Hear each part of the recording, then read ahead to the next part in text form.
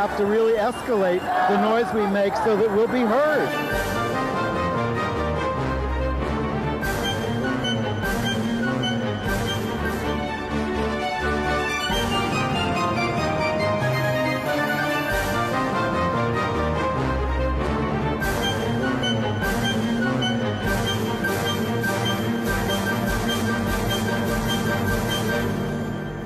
Welcome to Gay USA. I'm Andy Humm. I'm Ann Northrup, dressed in red for the 4th of July, which is now past by the time you see this. What's in the news this week, Ann? Buckle your seatbelts. It looks like we're going to the Supreme Court. The House Republicans, in the person of their little legal minions, have filed notice with the Supreme Court that they want them to take the DOMA cases, the ones for Massachusetts specifically. So it looks like we may get the Supreme Court weighing in on the Defense of Marriage Act in the next term. Big loss to the community. Dr. Richard Isay, who, as I put it here, cured the field of psychoanalysis of anti-gay bigotry, has died at the age of 77. No leads in the double shooting of a young lesbian couple in Texas, as vigils were held for them around the country. And a gay male couple in Gilbert, Arizona, and their children are being targeted by vigilantes. We'll have a video report. Very creepy. A 22-year-old gay man who was interning for the Associated Press in Mexico City has been found dead at the bottom of an elevator shaft. You might have read this week that a very famous gay person came out as a journalist. I would argue with the journalist part of that, but we will discuss at length. I suspect you know who we're talking about. For the first time, an actor on a daytime soap opera has won an Emmy for playing a gay male character. Interesting. But the most interesting thing in the news this week is the fact that the Defense of Marriage Act, whose Section 3, which forbids federal recognition of same-sex marriages in the form of any benefits or acknowledgement. By the federal government. Which has been struck down by 6 federal courts. 6, count them. We're 6-0 in the federal courts. Well, the House Republicans are not giving up. John Boehner and the bipartisan legal advisory group. It's not bipartisan. There are Democrats and Republicans on it, and the Republicans outvote them all the time. And Nancy Pelosi says, stop wasting taxpayer money. And Paul Clement, who is now a big loser, even though he's expected to be appointed to the Supreme Court by the next Republican president. Which we hope will not be anytime soon. Filed notice with the Supreme Court of the United States that they want the Supreme Court to hear an appeal of all those federal cases that struck down the Defense of Marriage Act Section 3, specifically 2 cases from Massachusetts. Gill, which is a number of same-sex couples who are federal employees and are suing for the right to, they are legally married in Massachusetts, and they want federal benefits, federal acknowledgement of their marriages, and the federal government, because of DOMA, has refused to grant them that. So they went to court, and the courts so far at 2 levels on the federal court system, the district court and then the Court of Appeals, have agreed with them and overturned DOMA. Often Republican judges who are making these decisions on our behalf. Concurrently, the state of Massachusetts went into court and said, it is unfair for you, the federal government, not to let us define marriage and accede to that. Because that's the way it's always been in this country. Yes. Marriage has been defined by the states. And in fact, it varies from state to state, even for heterosexual couples. But side note, there's been a lot of talk of, do you support a federal law that would allow same-sex marriage? No, there's no federal law about marriage in that way. Well, yes, there is, DOMA. Yes, that's the first federal law about marriage, because the system is the states decide who gets married, and then the federal government says, all right, you're legally married, you get these benefits. That's what we want. And people have to remember, when this Defense of Marriage Act was passed, it was by a 5-to-1 margin in both houses of Congress and signed by President Clinton. You know, that's how it was not controversial in the least. At midnight. Yeah. But we always counted on the courts to overturn that and uphold our constitutional rights, and so far they have, and now we'll see what the Supreme Court says. Now, and it's not just that Obama's not defending this. The Justice Department has filed legal briefs in favor of the lawsuits against DOMA. Well, here are the arguments that the right-wing Republican lawyers are making for the Supreme Court to take the case. They're saying this is an issue of great national importance. We would agree with that.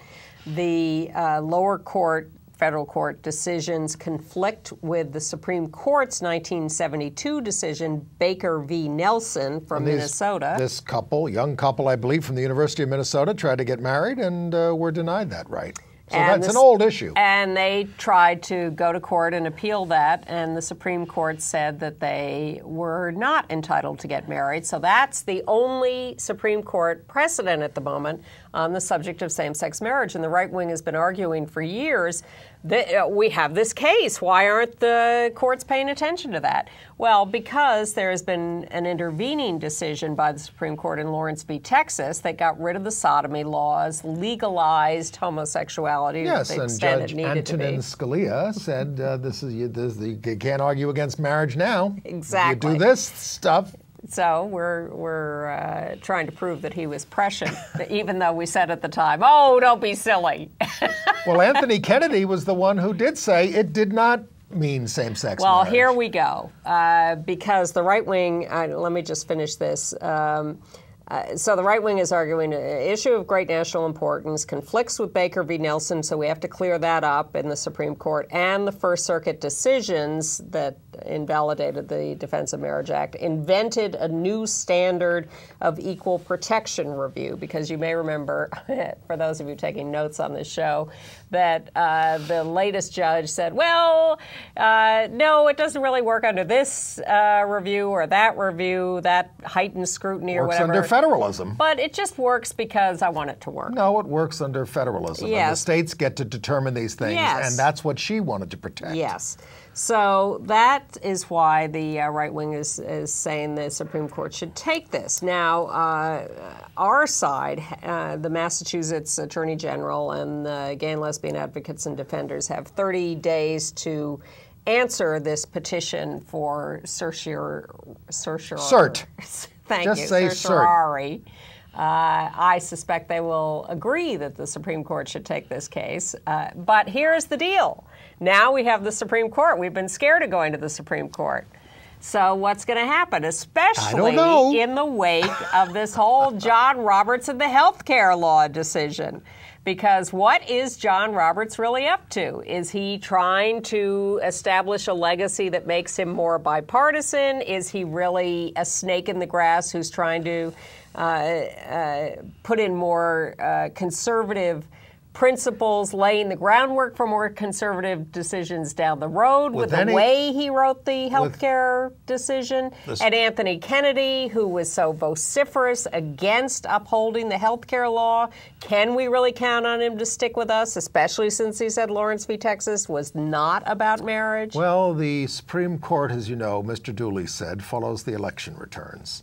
And they will be looking to see not just who gets elected president, but what happens in these referenda, in which we have some chance of winning. Well, you can say that, but if you look at the polls on the health care law, they were, the American people, correctly or incorrectly, report a real hatred for the health care law, and the Supreme Court upheld it. The way it was portrayed to the American people. Well, look, if you had polled me on the Affordable Health Care Act, I would have said it's ridiculous. We need universal health care. We need Medicare for all. This thing stinks and is a giveaway to the insurance companies. I'm a little sad it was upheld. Well, because then maybe we would have gotten to that faster. But although we may amend it now in ways that are better. So look. Who knows is the answer. That's why I started this by saying, buckle your seatbelts. Okay. But the prediction is that the Supreme Court will take this case, and sometime between October and next June, They will hear oral arguments on it. They will accept the briefing papers, hundreds of amicus briefs, And they'll probably leave it to the last one, just like that healthcare decision. A year from now, we may have a Supreme Court decision on the Defense of Marriage And Act. understand what that means. That doesn't mean that you in Alabama will be able to get married if you're in a same-sex couple in Alabama, but that if you do go to another state and get married, you'll be married, and the federal government will have to recognize, I would argue, your marriage, even though your state doesn't. If we win. If we win. And, of course, that construct will be litigated endlessly, too. Well, we thought we were going to win Bowers v. Hardwick in 1986, and we lost 5-4. But then we won, what, 16 years later? Many years later, 17 All right, years later. a few other marriage footnotes. The out-gay Speaker of the Rhode Island House, Gordon Fox, who has avoided this in the past, says he is now ready to bring up same-sex marriage for a vote in the legislature next year. In his state of Rhode Island, where it's already recognized if you go across the border to Massachusetts or Connecticut. Well, it's a good way to lay the groundwork. But that does not, and the governor supports it, who's an independent, Lincoln Chafee, but we don't know what's going to happen in the Senate. We do not. But I think, recognizing out-of-state marriages is good groundwork. For instance, in Maryland, they did that. And the interesting note on Maryland this week is that the right-wing anti-marriage group there, which has succeeded, it looks like, in getting a referendum against the new marriage law on the ballot in November, reports itself $88,000 in debt. Yeah, including most of the money is owed to the people they had to pay to collect their petitions. It's $74,530.50. So now, our side is raising more money. Governor O'Malley is helping with that. But a survey, I know you hate the polls, and we're not trying to get people, but the survey there says that 57% of Maryland voters support the state's same-sex marriage law. We win at the polls and lose at the ballot box, and I would like to change that, but I don't want anyone You'd like to be to lose complacent. at the polls and win at the ballot box. I didn't say reverse. I said change. And yes, I'd be happy to lose at the polls and win at the ballot box. All right, let's go to Illinois. Okay. We told you last week that there didn't seem to be anybody around who wanted to defend the lawsuit against the lawsuit demanding the right to marry. They already have the right to civil partnerships there, civil unions. So but they have a state law against marriage. Yes. So 2 downstate county clerks are stepping in to defend the law, and our side doesn't seem to have a problem with that. They have just been granted standing, these downstate clerks, one Republican, one Democrat, to defend the anti-marriage law against the ACLU and Lambda Legal Defense, which have brought this lawsuit with many couples. And our side said, fine, good. Well, not initially. The Lambda lawyer initially said you can't intervene just because you have an ideological objection to the potential outcome. Well, I do wonder about the standing, but all sides now seem to agree that it's a good thing to have 2 sides in the lawsuit. It'll give them something to do. But the right-wing side of this lawsuit is being paid for by these independent groups, the Thomas More Society, the Alliance Defense Fund, and should they be funding the legal work of county clerks? That's an interesting little question. But here's my favorite story of the week. The New York Times did a story on the fight over marriage in Maine. Mm-hmm. And one thing they said was that the Catholic Church will be less active in this fight this time because we're going to the ballot to try to get the voters to approve marriage. And the legislature had approved it before, but the voters turned it down. So now we're going back with a pro-marriage ballot initiative. And the Catholic Church and NOM and all of those people were really active last time. So the Times does this feature piece. Here's what's going on. Catholic Church will be less active this time. Bishop Malone of Portland, Maine, writes a letter to the New York Times saying, I am not backing down on marriage. Well, how can you back down on it? It's been the same way for thousands of years. We will be very active in this fight, and we are standing up for marriage, and we are going to defeat this ballot measure. Wasn't that church founded by an unmarried person? Aren't most of the priests gay? Yes. About 50%, according to our friend Bernard Lynch, who was a Catholic priest. Meanwhile, in Washington State, which also has a vote coming up this fall because their legislature passed a same-sex marriage law, and again, the right wing is cleared a referendum for the ballot in November. Excuse me. Couple of little developments. The Microsoft founder and executive Bill Gates and Steve Ballmer, please, you take it. Each donating $100,000 to support the campaign to uphold Washington State's new marriage law. I think they should give more. Now this is, well, okay. This is referendum 74, which seeks to overturn the law, right? But in November, a no vote would repeal the law, and a yes vote would uphold the law. Well, that's good. It's sort of, do you approve of the new law? Yes, I approve of the new law, or no, I don't. Right. I think that's clearer than previous referendum. It's never clear. Well, if you want details about this, you can go to the website WashingtonUnitedForMarriage.org. You can also see some new videos there that our site has put together to use as commercials and whatever. And another national Latina organization has been heard from in terms of supporting same-sex marriage. This is the League of United Latin American Citizens. LULAC. LULAC is now supporting it. They, of course, have been pro-gay for a long time in many respects, and everybody is getting into the act now. Well, yeah, here's who's getting into the act on the other side. This is not new news, but a few more details. Chick-fil-A, the chicken company, very Christian-run organization. Family-orientated. New detail, closed on Sundays.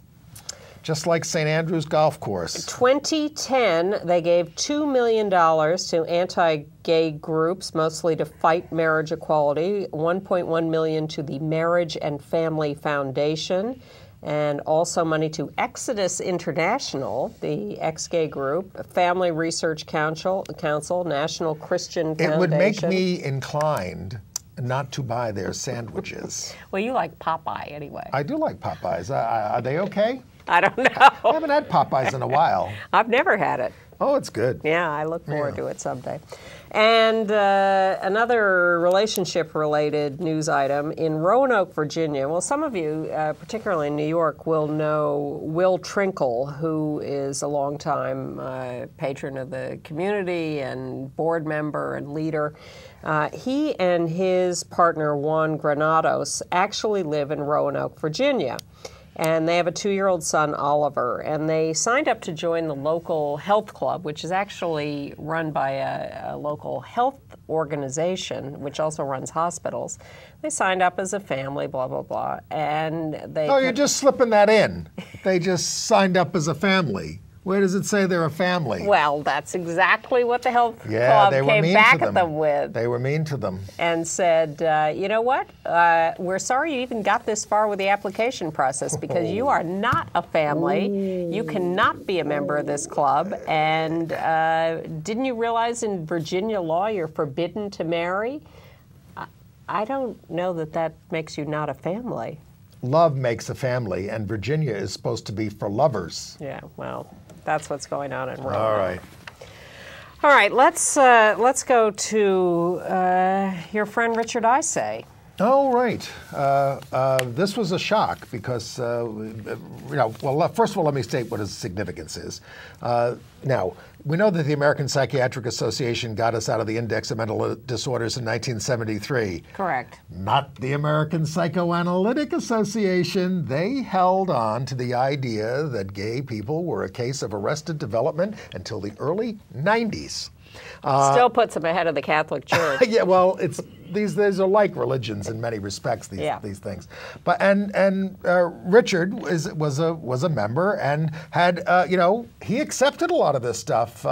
He buried his gay feelings. He got married to a woman, had kids and everything, and had a slow coming out process to the point where he didn't really come out publicly till he was 40. Handsome guy. Yeah, died when he was 77. That's a picture taken by his husband, Gordon Harrell. They were together for 32 years. For the first part of their marriage, he was still staying with his wife, who wrote an op-ed piece about it in the New York Times about staying together for the sake of the kids. Well, but the point is, he took on this association. Now, that's you and your profession, not leaving it, but saying, you've got to change about this. Because not only did they treat gay people badly, but they wouldn't let gay people be psychoanalysts, because they thought you are a case of you're not as evolved, so you can't. You're sick. You can't counsel heterosexuals who are more evolved. Right. So he stood up to this. Well, he argued about it for a while, and finally he said, "I'm suing him. I'm taking them to court under the New York City anti-discrimination law," and they caved like a house of cards, and they became the first mental health group, American Psychoanalytic Association, to support same-sex marriage in 1997. So, he made great progress. He was a much beloved figure. His patients were, really loved him. He wrote a bunch of books, and he also took on some of the orthodoxies in our community. Once he, fully embraced that at the age of 40, he took us on in terms of the way we don't think we can sustain, a lot of gay men, don't sustain relationships, and he would really counsel people to do that, and you can do it, and all this kind of stuff. But he was a terrific guy. And, he wrote, one of his most famous books is called Becoming Gay. He also served on things like the Hedrick Martin Institute board. He did, and the National Lesbian and Gay Health Association as well, where he was a vice president, and he had two very prominent sons, one of whom, Josh, is a political consultant, the other did StoryCorps, which a lot of you may hear on NPR, David and his partner, Gordon Harrell. He died in his arms. He was diagnosed with cancer only about a week ago. Wow. 13 days ago, and it took him very quickly. Richard Isay, a giant in the community. Yes. But on the subject of counseling and therapy, to me, surprising decision from a Georgia federal judge who ruled last week that a counseling student who had objected to being thrown out of a student counseling program because she objected to homosexuality, had every right to be homophobic, but not to bring that into her professional work. So she is out of luck on this, and I think upholding that standard of openness is in some ways the result of the work of people like Richard. Absolutely, absolutely.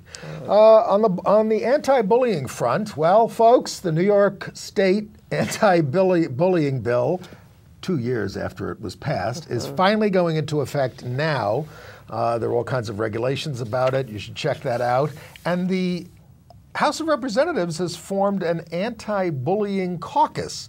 It only has one gay member, Jared Polis, because Barney Frank and Tammy Baldwin are set to leave the House.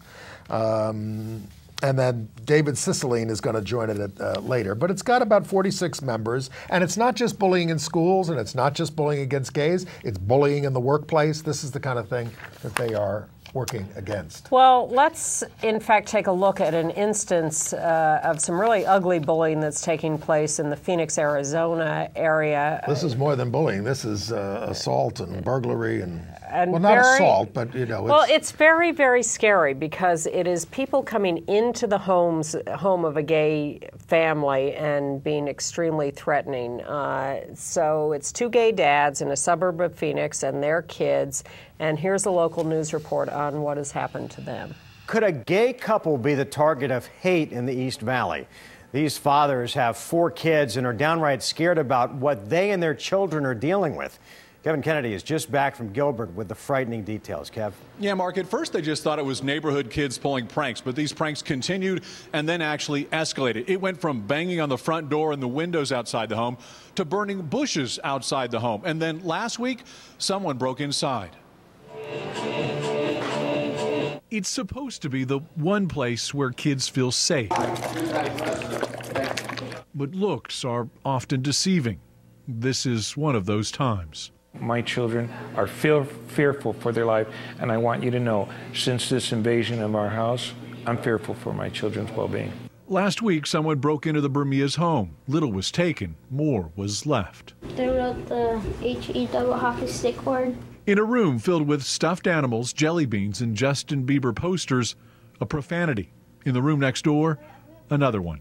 I don't like being in my room now because I was scared. And it's not the beginning. This harassment and vandalism has been going on 2 months. The kids home alone, someone pounding on the front door. I'm afraid that someone's going to come in through the window or break the door. Police have been called multiple times for a variety of concerns. 2 bushes were set fire. Another profanity scratched in the family's van. And then the break-in. In your mind, you think, what next? What level are they going to take it next? Roy and Felix convinced their family is being targeted. The couple moved into the home last year. What's happening to my family is exactly that. It is a hate crime. For these kids, it's just scary and confusing. Why would someone do all this, and will they do something else next? Now, we called Gilbert Police. All they would tell us is that they are investigating these incidences. As for the Bermeas, they now have security, including cameras set up, just in case these vandals come back. In Phoenix, Kevin Kennedy, 12 News. What a horrible story.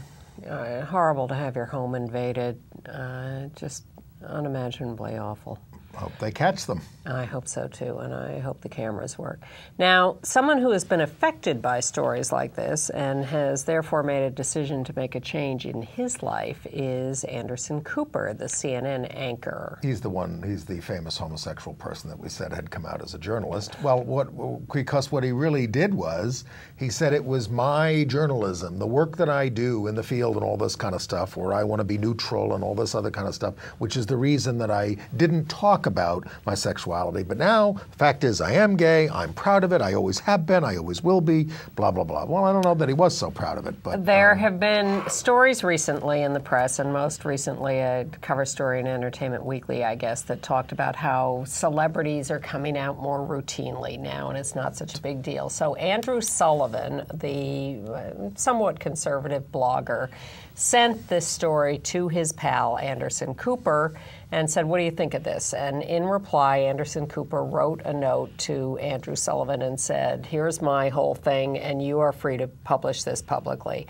I used to think I could live my life privately and not bring it into my workplace, but I can see that some people think I'm ashamed of myself, and so that's wrong, and I want to say that I am who I am, I always have been, always will be, and I am proud. Yeah. But, you know, I would have liked to retain my privacy, and I go to a lot of dangerous places in the world, and if I were known as an out gay man, you know, that might put me and my crews at risk.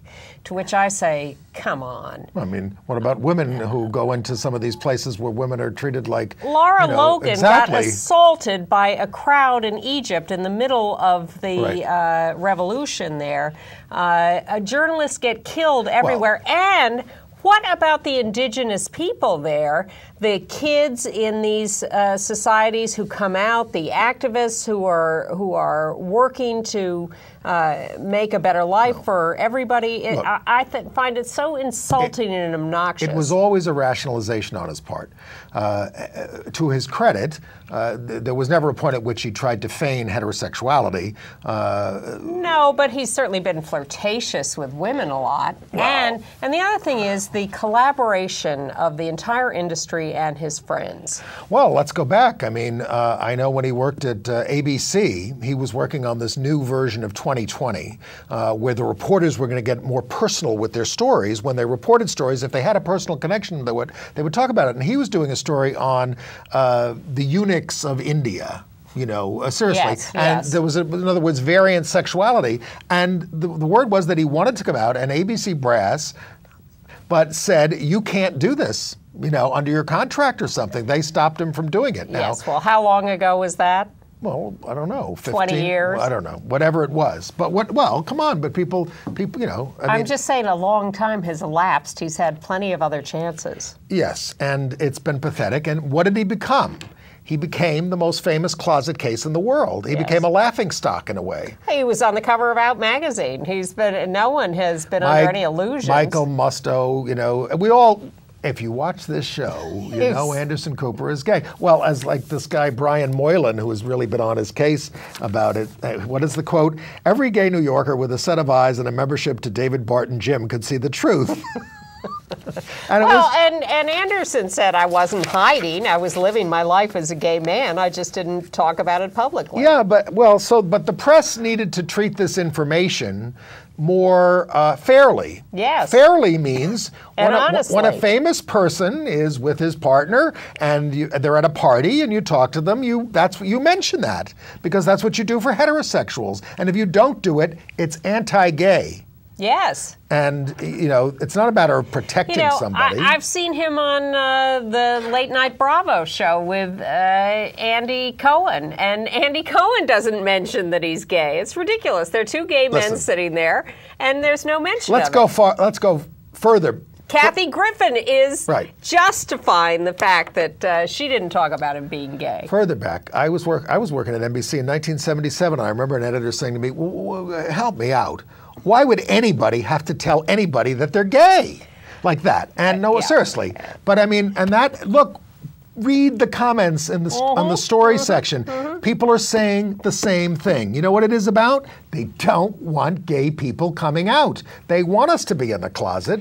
They don't want to have to deal with it with us. And one of the things that has stuck with me the longest was reading in the science section of the New York Times many, many years ago that the organizing principle of the brain is to simplify.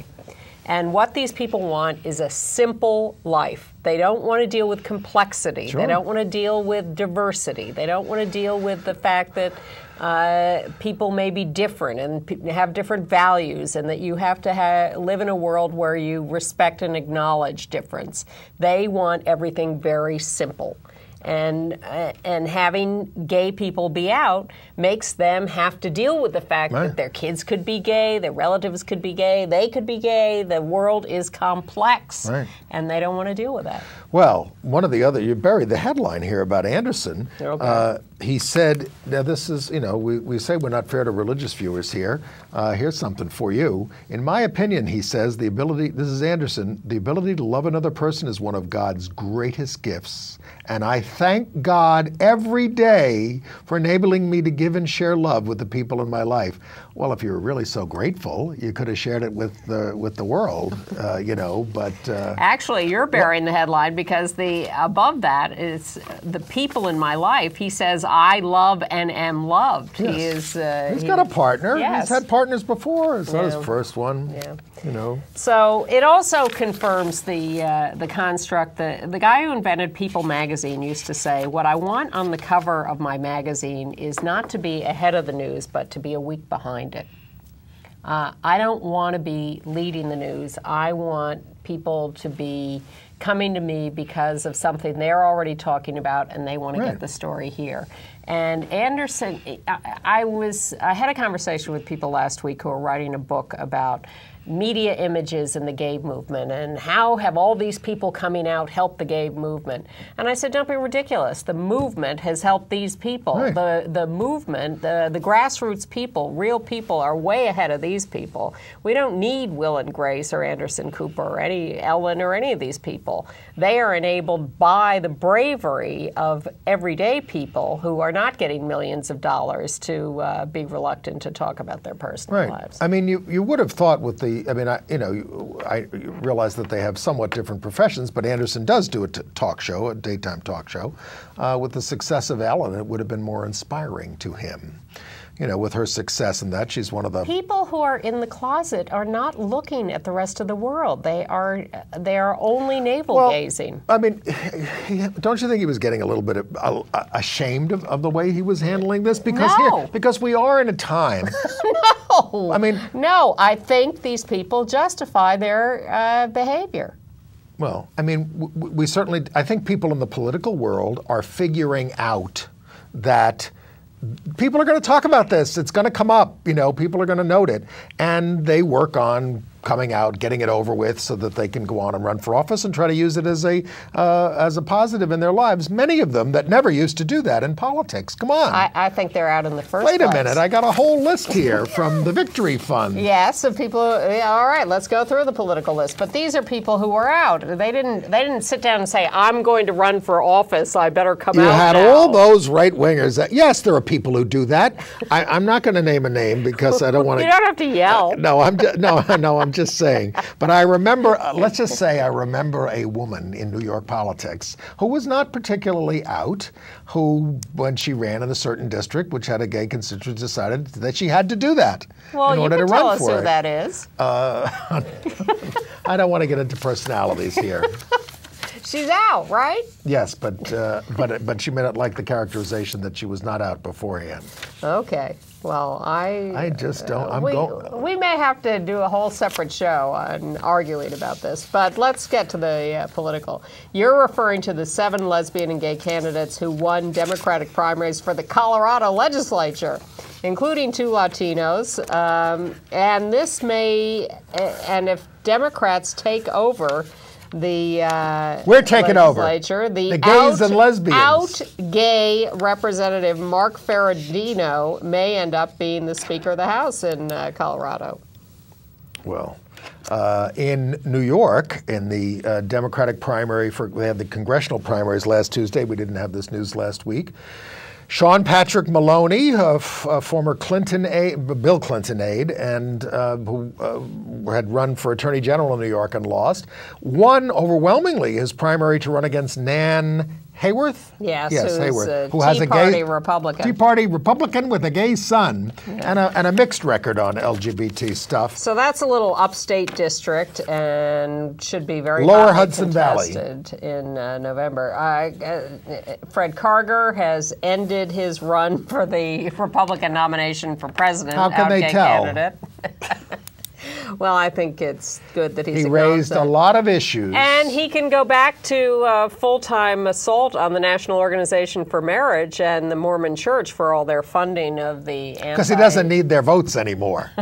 No, he's been, vociferous throughout the campaign, but that's how he got into this in the first place, by challenging the Mormon Church in California. He got into this by coming on this show. A couple of interesting, in the political season, the state parties are having conventions. The District of Columbia Republican platform says that they support dignity, respect, and equal protection for everybody, regardless of sexual orientation.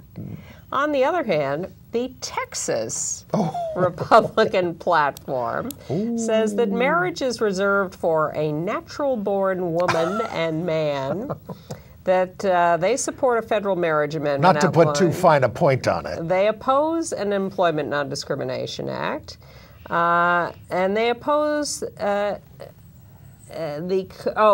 Employment Non-Discrimination Act would coerce a violation of beliefs on sinful, sexually immoral behavior. Where's that in the Constitution? They would like to rescind no-fault divorce. They support covenant marriage. Homosexuality. What about rescinding divorce altogether, like Jesus Christ did? Well, that's basically what they're saying. Tears at the fabric of society, contributes to the breakdown of the family unit, and is an unacceptable alternative lifestyle. They want no legal status for same-sex couples, no domestic partnerships, and they would like to repeal the hate crimes law and remove a curriculum mandate that includes sexual orientation as a category.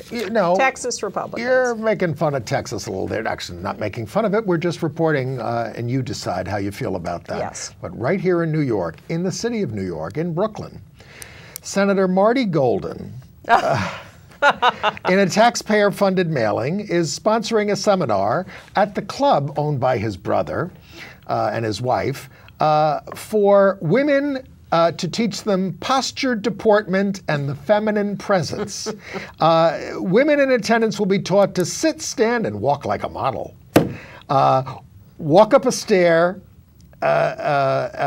elegantly, and differences in American and continental rules governing handshakes and introductions. This is a member of the New York State Legislature, people. Unbelievable. He's taken some of the stuff down from the website, but I think we should all go to the seminar and learn how to walk like a model. Well, also unbelievable is what I have.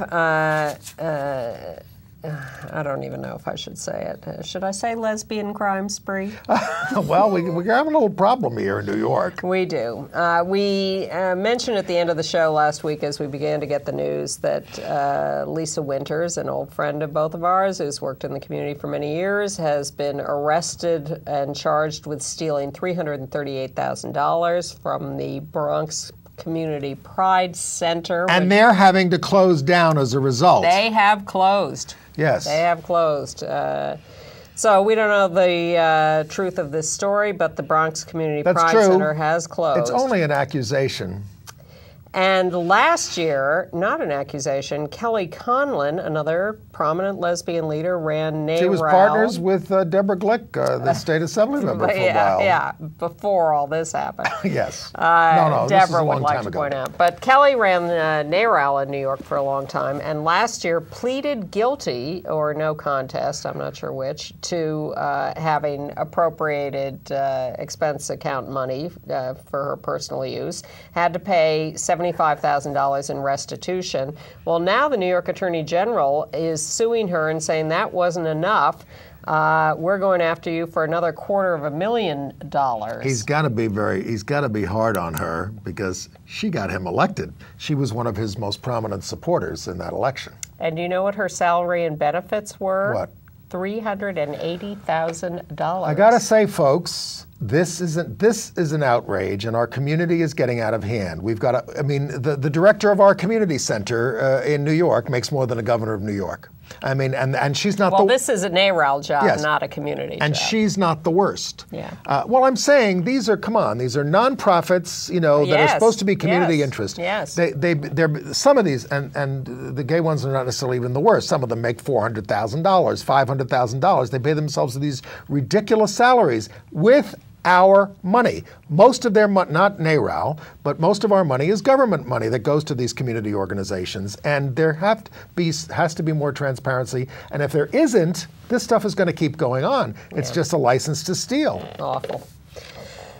All right. A couple of military-related stories. We told you that the Pentagon last week was holding its first Pride event. 350 people showed up, standing room only, at the auditorium. Pentagon officials announced that there had been almost no negative effects of the repeal of Don't Ask, Don't Tell. Oh, if there are, we'll hear about them. The ceremony was broadcast worldwide on the Pentagon channel so that the troops all over the world could see it. And Representative Buck McKeon, Republican of California, who runs the House Armed Services Committee, says that Don't Ask, Don't Tell repeal is a settled issue and will not be brought up again. So if we have a President Romney next year, we'll still have a gay pride celebration at the Pentagon? I'm not guaranteeing that. With who will be the Secretary of Defense? Newt Gingrich. That's right. Meanwhile, the Service Members Legal Defense Network, which is 20 years old, and the newer organization OutServe, which is comprised of currently serving members. They are joining forces. I had to say that. At their next, they're going to, They're going to have a new name. They haven't announced that yet, but by the end of the year, they will merge. And they're going to focus on getting benefits for gays and couples and all that other kind of stuff. Particularly, yes, married couples who are not treated equally by the military, even though Don't Ask, Don't Tell has been repealed, and service for transgender people who want to serve in the military and who are currently barred from serving. Those are the two big deals. And another interesting footnote, Bradley Manning, the gay or transgender, we're not entirely sure, military member who has been accused of leaking material to the WikiLeaks organization. Julian Assange. Yes, and therefore is being tried for heinous crimes. Well, a military judge has said that the government has to prove that those leaks damaged national security. The judge is not going to just take the government's word for this. She is making them prove it. And this is a military judge. And what if it made it a safer world? Exactly. So this is not a slam dunk for the government in prosecuting Bradley Manning, which is a good thing. The Massachusetts Gender Identity and Expression Non-Discrimination Law took effect this week. That's good for them. Take advantage of that. We still don't have one here in New York State, although we do have one in the city. In the Lutheran Church, they have this group promoting gay stuff now called Reconciling Works. Well, for the first time, the presiding bishop of the church, Mark Hansen, is going to speak at their conference on July 7th in Washington, D.C. What do you think about this whole thing with Exodus International? It's nonsense. Ann doesn't want me to talk about it, but you Google it and you'll see what I'm saying. They say they're getting better, but they're really not. Okay. And a verdict in a murder case in New York. In 2009, Edgard Marcato was murdered by Devon Robinson, who claimed it was self-defense, and they had met, they'd had taken drugs, they'd had sex, they'd had a fight. Devon called the cops and said the guy was dead, but then ran off with his computer and phone and whatever, although he was claiming self-defense. So Devon was convicted of second-degree manslaughter. Now, we told you last week about the shootings of the lesbian couple. In Texas. In Texas, 19-year-old Texas teen Molly Judith Olgan, who was killed, and her girlfriend Mary Christine Chapa, who was shot but is in serious but stable condition. Well, they still don't know what happened here. But there were vigils held in Washington, D.C., and in New York City, and LA, places around the country, showing concern. And we hope to find out what the hell happened there. And our old pal, who's going to be on the show in a couple of weeks, Carl Siciliano, who runs the Ali Forney Center for Homeless LGBT Youth here in New York, has been named a champion of change by the White House, and he's going to get his little prize on July 12th there. International news. First, a sad story. 22-year-old man, Armando Montana, who was a member of the National Lesbian and Gay Journalists Association. We have his picture there. Yes. Was interning for the Associated Press in Mexico City. He's a former intern for the New York Times, Grinnell University graduate. He was found dead at the bottom of an elevator shaft in the building where he lived. City. So again, they don't know what happened there. He was a very adventurous journalist, and it's a tremendous very loss. well liked and admired, yes. And just at the start of what promised to be a really good career. Yeah. In pride parades around the world, in Sofia, Bulgaria, we had been very concerned that there was going to be a lot of violence there, but the pride parade turned out to be peaceful in spite of a lot of threats of violence and speeches by a local religious leader that the marchers should be stoned to death. But 2,000 people marched peacefully, including the U.S. ambassador and a representative of the British government.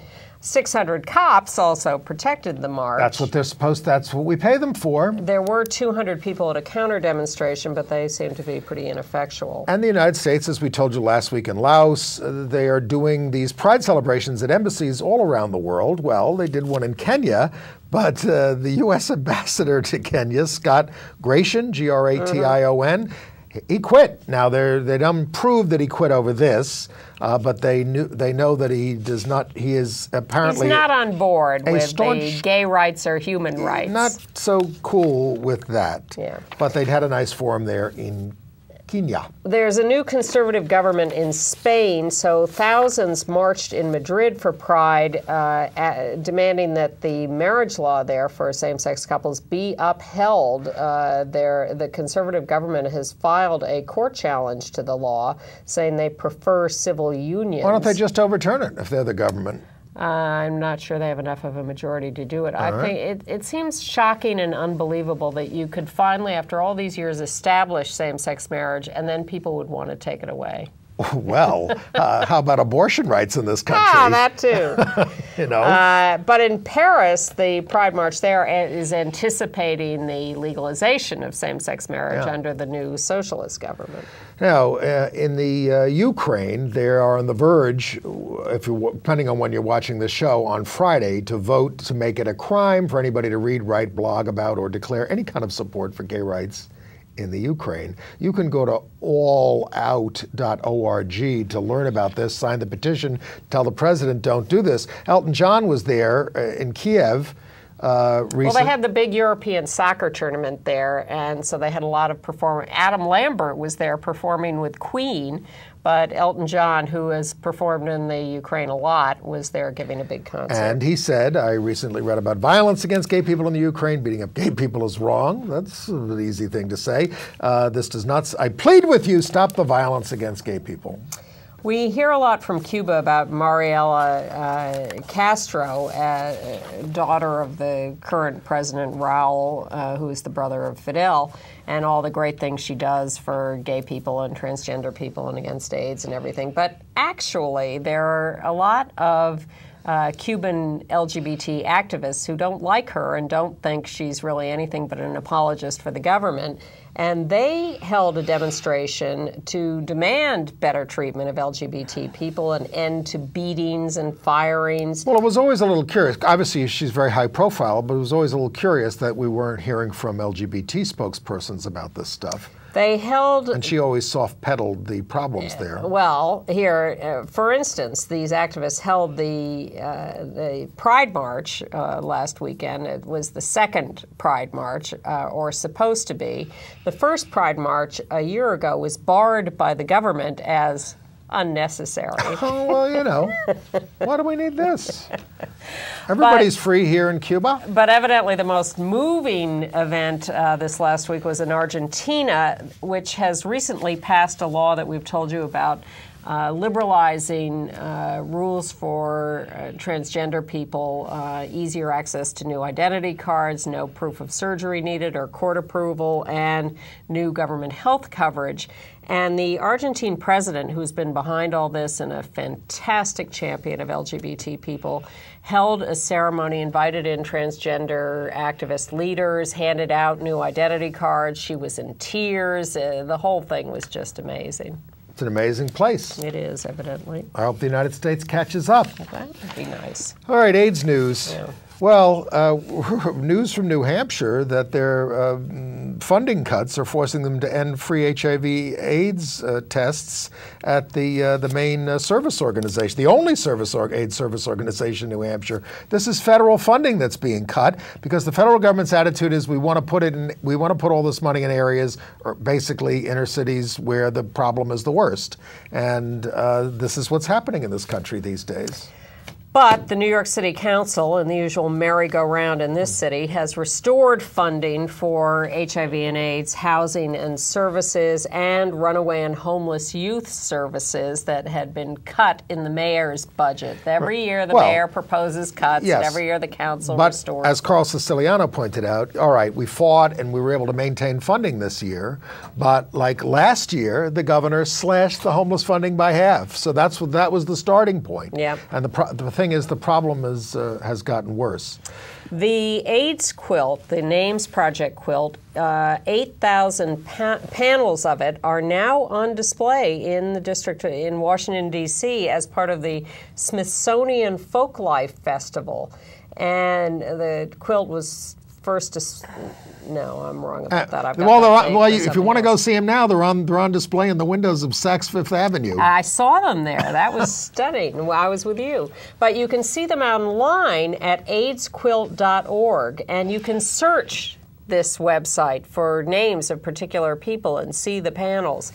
It will also be on display for the International AIDS Conference coming up in a couple of weeks in Washington. And there are going to be a lot of demonstrations down in Washington related to the International AIDS Conference. But the real question is, will Obama speak? He has been asked to. Now, I'm remembering back to the Washington AIDS Conference back in the 80s, I guess it was 87, and they sent George Bush, father, who was the vice president at the time, to speak. Not well received. No, well, we got to boo him.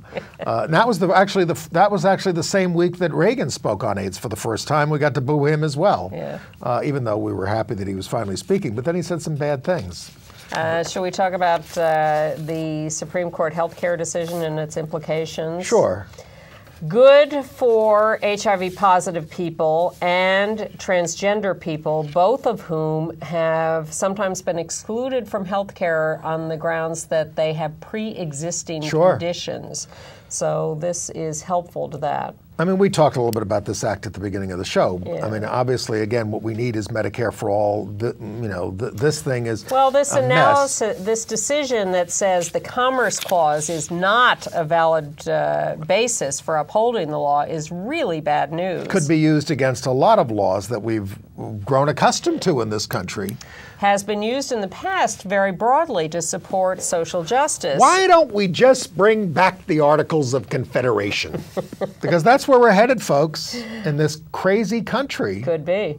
The healthcare law does mandate the collection of LGBT health data and data on health disparities, so that's good, and also mandates non-discrimination in accessing care. Yes, these are reasons why we want the healthcare there are a lot law of good. upheld. There are a lot of good things, but the financing system is not the greatest.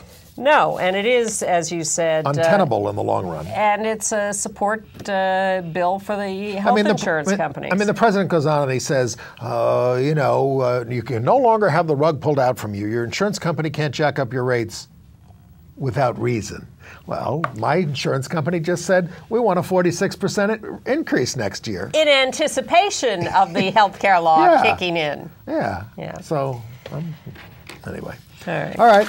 Entertainment news? Okay. First, I want to retrieve from my faulty memory bank the name I was trying to retrieve last week as I was talking about the New York City Pride Parade and the contingent from the fire department. And the name I was trying to pull up was Tom Ryan. Let's get his picture up there. There he is. The first out gay firefighter in New York. Maybe in anywhere. I don't know. Used to march by himself in the Pride Parade. Very brave guy. Tough guy. Yeah. Now retired. Nice guy. Thank you, Frank Merlino, for reminding me and Frank, sending what would we do without Frank? Thanks, Frank. I also want to alert you, set your DVRs. July 12th, The Real L Word returns to Showtime. Yeah. Lock up your children. I watch it, but sort of with my eyes covered. All right. And we also want to put up a picture there of Chandler Massey. He won the Emmy Award, Daytime Award, for Outstanding Younger Actor in a Drama Series. This is the first time a gay male role has gotten the Emmy. So there's Chandler. And he plays an out gay teen, Will Horton, on Days of Our Lives on NBC. His storyline last year had him struggling to come out, had a kiss for him. So congratulations to Chandler. I finally saw Doric Wilson Street Theater at the community center. Really They do it on the anniversary of the actual Stonewall every year or near it, and it was terrific at Center. That was by Tosos. The Other Side of Silence. Congratulations to Chris Hughes and Sean Eldridge on their marriage at their home in Garrison, New York on Saturday. Chris Hughes, founder of Facebook with Mark Zuckerberg and currently publisher of The Nation. No, New Republic. New Republic, I'm sorry. It's all right. And Sean Eldridge, who is trying to fix campaign financing. And they're both in their 20s. Well, what we really have to fix is the ridiculous spread of wealth in this country, guys. I hate to say it. You shouldn't be able to keep all that money. There should be a fair system of taxation, and maybe then we'd have a fairer system of government. Talk to him, not me. All right. And congratulations to Katie Holmes for getting rid of Tom Cruise. And if you're having trouble with our website, we're switching it over. It's down for maintenance. It'll be back shortly, and we will see you next week. We'll be back, too.